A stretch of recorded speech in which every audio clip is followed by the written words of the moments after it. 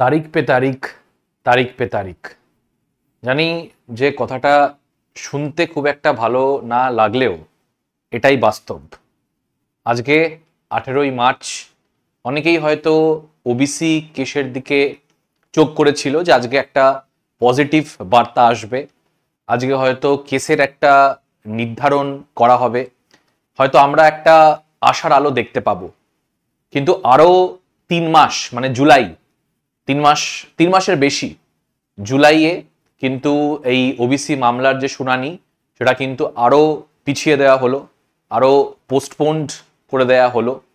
এবং দেখো, অনেক জায়গাতেই তোমরা হয়তো এটার একটা নেগেটিভ ইম্প্যাক্ট দেখতে পারবে, যে অনেক জায়গাতেই বা অনেক ইউটিউব চ্যানেলেই কিন্তু তোমাদেরকে বলা হবে যে এটা একটা নেগেটিভ ইম্প্যাক্ট আছে, কারণ জুলাইয়ের পরেও কি হবে তার কিন্তু কোনো ঠিক ঠিকানা নেই। 100% এটা আমিও স্বীকার করছি যে জুলাইয়ের পরেও যে সেই সময়তেই কোনো রেজাল্ট আসবে কিনা বা সেই সময়তেই ফাইনাল ভার্ডিক্ট আসবে কিনা তারও কিন্তু কোনো গ্যারেন্টি নেই। কিন্তু আমার মনে হয় যে এই নেগেটিভিটির মধ্যেও কিন্তু একটা জিনিস খুব ভালো হয়েছে, যে আমরা একটা ডাইরেকশন পাচ্ছি, যে একটা আমরা পথ পাচ্ছি, যে এরকম করে কিন্তু ওবিসি কেসটা এগোতে পারে। এবং ওবিসি কেসের যে মেন যে আর্গুমেন্টটা ছিল যে নতুন ওবিসি তালিকা তৈরি করতে হবে, সেটা শুধুমাত্র ধর্মের ভিত্তিতে করলে হবে না। কাকা কালেকার কমিশন, মন্ডল কমিশন, লোকুর কমিশন যে সোশ্যাল অ্যান্ড ইকোনমিক ডিটারমিনেশন গুলোকে নির্ধারিত করেছে, তার মধ্যে দিয়ে ওবিসি সমীক্ষা করতে হবে, সেই সমীক্ষার মধ্যে দিয়ে ওবিসি রিজার্ভেশন দিতে হবে সরকারি চাকরির পরীক্ষার ক্ষেত্রে। তো এবার এই জিনিসটা কিন্তু তোমাদেরকে বুঝতে হবে যে আজকেও সুপ্রিম কোর্ট কিন্তু এটি স্বীকার করলো, এবং সুপ্রিম কোর্টের সাথে সাথে যারা রাজ্যের হয়ে কপিল সিব্বাল এবং অপোজিশন পার্টিও কিন্তু এটি স্বীকার করেছে যে হ্যাঁ, যে নতুন সমীক্ষা ছাড়া বা নতুন সার্ভের কন্ডাক্ট ছাড়া আমরা কিন্তু কোনোভাবেই এগোতে পারবো না। যাই হোক, আমি এটাতে একটু পরে আসছি।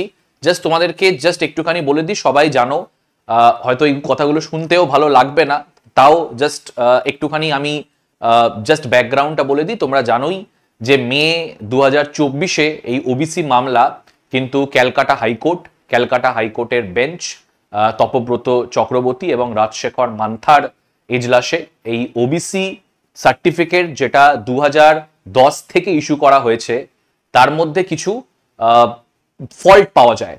তার মধ্যে দেখা যায় যে সোশ্যাল এবং ইকোনমিক যে ডিটারমিনেশনগুলো ডিটারমাইন করা হয়েছিল কাকা কালেকার কমিশনের রিপোর্টের ভিত্তিতে, মন্ডল কমিশনের রিপোর্টের ভিত্তিতে, সেইগুলো মানা হয়নি। এবং 77টা কমিউনিটিদেরকে কিন্তু সোশ্যাল ইকোনমিক ডিটারমিনেশনকে একদম দূরে সরিয়ে শুধুমাত্র রিলিজিয়নের বেসিসে কিন্তু এই ওবিসি সার্টিফিকেট ইস্যু করা হয়। পরবর্তীকালে হাইকোর্টে ক্যান্সেল হয়ে যাওয়ার পরে আমাদের রাজ্য সরকার সুপ্রিম কোর্টে যায়।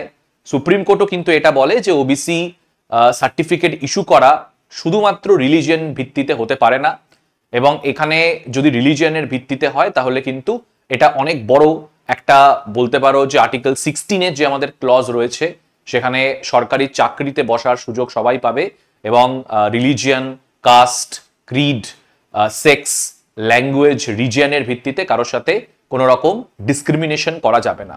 তো সেটা কিন্তু ব্রেকডাউন হচ্ছে।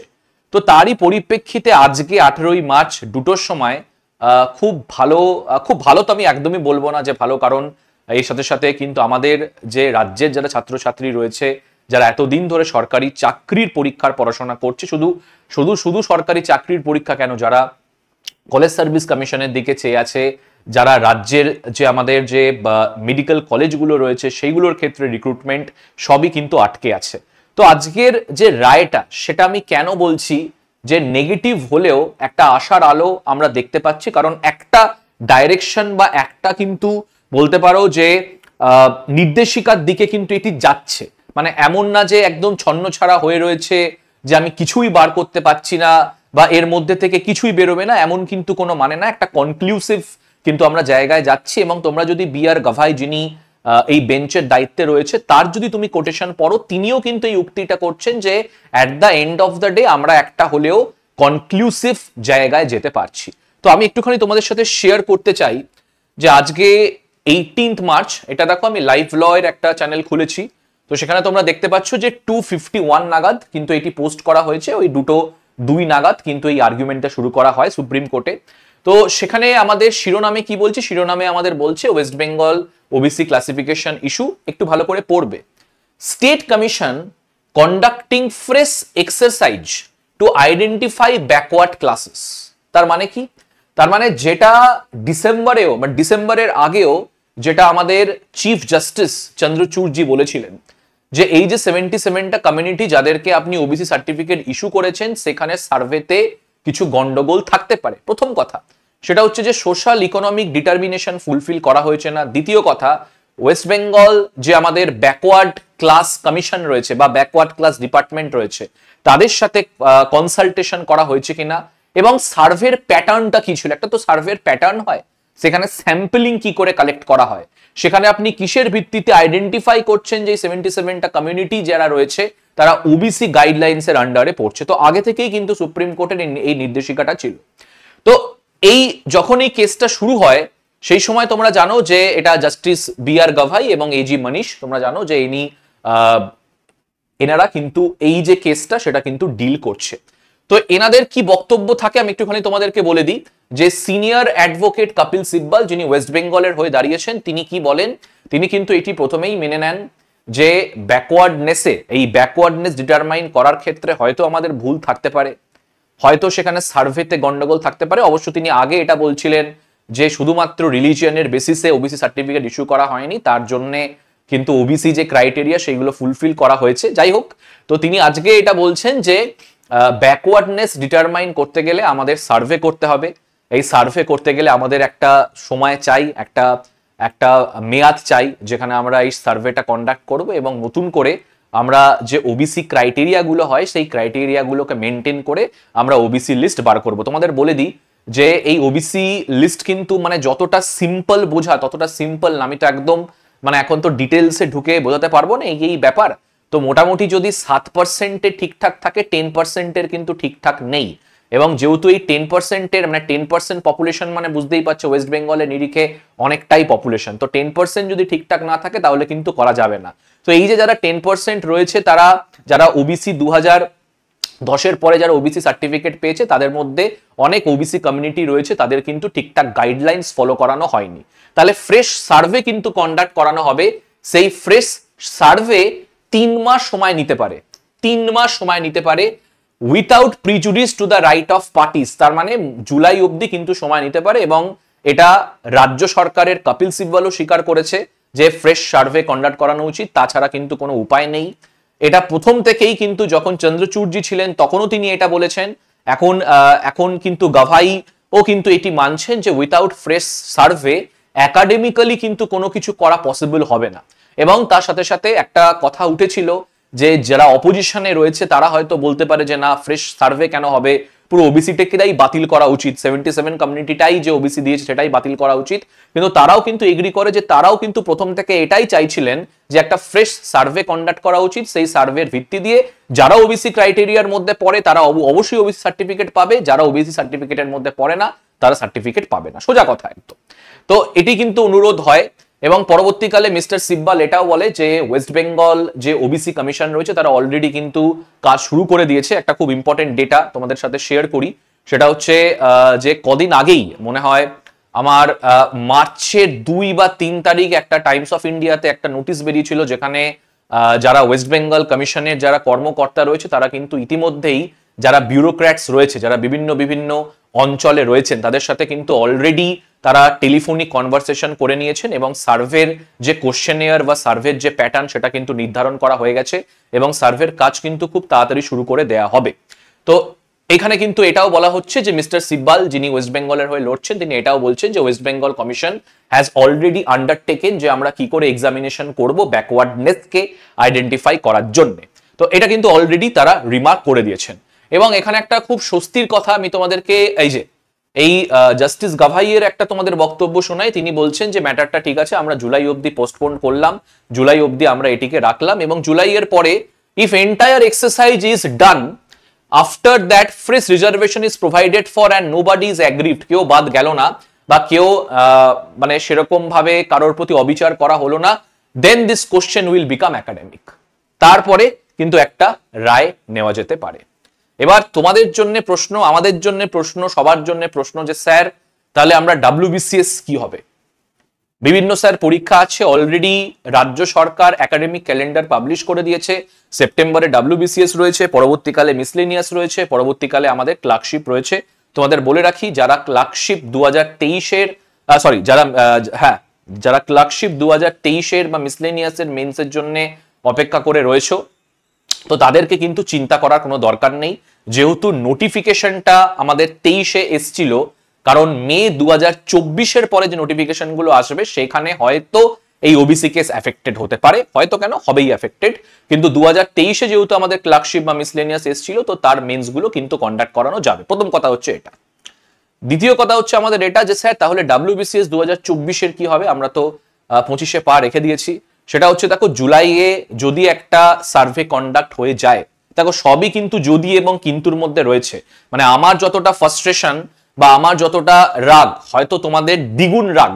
কারণ তোমাদের পজিশনে যদি আমি থাকতাম, তাহলে ভাই আমি মানে বাড়ির লোককে তো এইটা আমি বলতে পারবো না যে কেসটা আরো 3 মাসের জন্য পিছিয়ে গেল, কেসটা আরো 4 মাসের জন্য পিছিয়ে গেল, সেপ্টেম্বরে ডেট দেওয়া ছিল, পরবর্তীকালে আবার কবে পেছবে তার কোনো আইডিয়া নেই। এটা তো আমি বাড়ির লোককে বলতে পারবো না যে ভাই, যে স্যার আপনি এত বড় বড় বক্তব্য বলছেন যে এখানে এসে যে একটা পজিটিভ কনোটেশন রয়েছে, যে একটা দিকে এগোচ্ছে, ডাইরেকশনে এগোচ্ছে, এটা বাড়ির লোককে কি করে বোঝাবো? অফকোর্স বোঝানো সম্ভব না, বোঝানো যাবে না।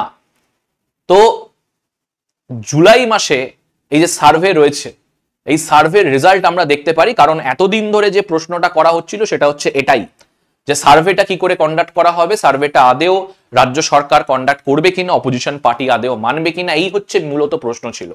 তো আমরা আশাবাদী হতে পারি যে জুলাই মাসে যদি ঠিকঠাক করে সার্ভে কন্ডাক্ট হয়, যদি কমিশন ঠিকঠাক করে সার্ভে রিপোর্ট সাবমিট করে, পরবর্তীকালে আমাদের সেপ্টেম্বরে যদি WBCS কন্ডাক্ট করানো হয়, আশা করি যে সেপ্টেম্বর থেকে এটি একটু পিছোতে পারে, ডিলে হতে পারে। আমাদের কিন্তু এটাও মাথায় রাখতে হবে 2026-এ কিন্তু ভোট আছে। বুঝতেই পারছো আমি কোন দিকে ইঙ্গিত করছি। 26-এ কিন্তু ভোট আছে, সরকারও কিন্তু এটা একদমই চাইবে যে 26-এ WBCS এর মতো বড় পরীক্ষা, 26-এর আগে WBCS এর মতো বড় পরীক্ষা কিন্তু হওয়া খুবই দরকার। তো দেখা যাক। অবশ্যই দেখো, নেগেটিভিটির সাথে রয়েছি আমরা 100%। এতদিন ধরে কেসটা চলছে, প্রায় মে, আজকে মার্চের 25, প্রায় 1 বছরের কাছাকাছি কেস হতে চলেছে। কিন্তু আমি তোমাদের এটাও বলছি, কারণ আমি প্রথম থেকে কিন্তু এই কেসটিকে ফলো করছি। তোমরা আমার আমি ভিডিও লিঙ্ক কমেন্ট সেকশনে দিয়ে দেবো। আমি 3 মাস আগে এই ভিডিওটা দিয়েছিলাম, আমি 3 মাস আগে ওবিসির ভিডিওটা দিয়েছিলাম, এটা বলে যে এই কেস যতক্ষণ না নতুন সার্ভে তুমি কন্ডাক্ট করছো, ততক্ষণ কমিশন কমিটির রিপোর্ট কি জাজমেন্ট কোথায় আছে নিয়ে কোনো লাভ নেই। বিকজ 77 কমিউনিটির মধ্যে যদি রিজার্ভেশনটা যদি on the basis of religion দেওয়ারই হয়, তো সেটা নিয়ে এখন আর মাতামাতি করে লাভ নেই, যেহেতু হাইকোর্ট অলরেডি ক্যান্সেল করে দিয়েছে, সুপ্রিম কোর্টও বলছে on the basis of religion হওয়া উচিত না। আমরা এই যে সময়টা নষ্ট করেছি 10 মাস, এখানে সার্ভে করে নেওয়া উচিত ছিল। এখানে নতুন ওবিসি তালিকার কি সার্ভে প্রসেস হবে সেটা নির্ধারণ করে নেওয়া উচিত ছিল। তো যাই হোক, আমরা একটা আশাবাদী আলো দেখতে পাচ্ছি যে জুলাই মাসে যদি সার্ভের রিপোর্টটা রাখা হয়, পরবর্তীকালে শুনানিতে যে সুপ্রিম কোর্ট কিন্তু খুব তাড়াতাড়ি এটা নিষ্পত্তি করবে। কারণ সুপ্রিম কোর্টেরও কিন্তু বিভিন্ন কেসে রায় আছে যে যাই হয়ে যাক না কেন, রিক্রুটমেন্ট কিন্তু আটকানো যাবে না। এবং বুঝতেই পারছো যে এখানে কিন্তু শীর্ষ রিক্রুটমেন্ট, আমি শুধুমাত্র আমাদের যারা স্টুডেন্ট রয়েছে WBCS তাদের সাথে আমি সবসময়তেই সহানুভূতি পোষণ করছি। সহানুভূতি শব্দটাও হয়তো খুব শুনতে, আমারও বলতে খুব খুব খারাপ লাগছে। হতে পারে যে বাকি যারা কলেজ সার্ভিস কমিশনে রয়েছে, মেডিকেল স্টুডেন্টস রয়েছে, আমাদের যারা স্টুডেন্ট রয়েছে, যাদের বয়স বেড়ে চলেছে, যাদের বাড়ির কন্ডিশন ঠিক না, ফিনান্সিয়ালি অর্থনৈতিকভাবে তারা ঠিক না, তো তাদেরও কন্ডিশনটা আমি বুঝতে পারছি। কিন্তু আমাদেরকে ধৈর্য ধরা ছাড়া কোনো উপায় নেই, কোনো উপায় নেই। তার সাথে আমি এটাও বলছি, আমি এই জন্য কিন্তু এটা বলতে আসিনি যে আমি কথার মধ্যে বলে দিলাম ব্যাস হয়ে গেল, তোমাদের একটা মোটিভেশন চাঙ্গা করে দিলাম, না ভাই। আমি প্রথমেই বলে দিতাম যে নেগেটিভিটির দিকে এগোচ্ছে, কিচ্ছু হওয়ার নেই ভাই। বাট জুলাই মাসে সার্ভে যদি কন্ডাক্ট হয়, তারপরে কিন্তু আর এই কেসটা বেশি ডিলে করার সম্ভাবনা নেই। কারণ আমার আসল জিনিসটা কিন্তু মিটেই যাচ্ছে, সেটা হচ্ছে সোশ্যাল অ্যান্ড ইকোনমিক ডিটারমিনেশন, যেটা আমি নতুন তালিকাতে করতে পারবো। তো এই হচ্ছে আজকে আমাদের পুরো ব্যাপারটা ছিল। যত সহজ করে বলার আমি সহজ করেছি। ডিটেল যদি ভিডিওটার ব্যাপারে তোমাদের জানতে হয়, আমি কমেন্ট সেকশনে আমার প্রিভিয়াস ভিডিও লিংক দিয়ে দেবো।